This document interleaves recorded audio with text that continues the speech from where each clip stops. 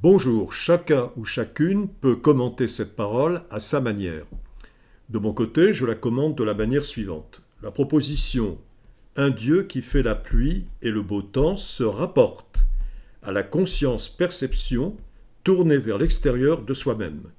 Cet extérieur peut nous apparaître comme attirant, merveilleux, rempli de richesses resplendissantes, miraculeux, etc.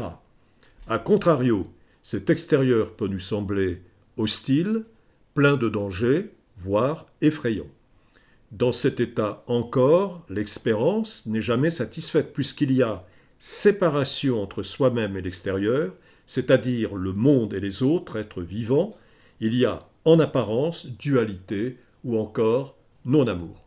La proposition, quant à elle, l'espérance et l'amour concernent la conscience-perception à l'intérieur de soi-même ou au-dedans de soi-même.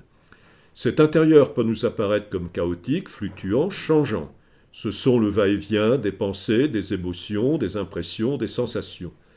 Là où la conscience-perception ne trouve pas de base ou de fondation lorsqu'elle est tournée vers l'extérieur, c'est-à-dire le monde qui est toujours changeant, elle trouve, tournée vers l'intérieur de soi-même, une base stable et permanente qui est la conscience nue elle-même.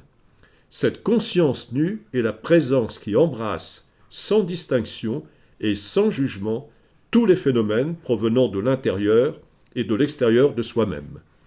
Cette présence est l'espérance de l'amour qu'il ne faut pas confondre avec l'amour humain qui est toujours attachement et dépendance.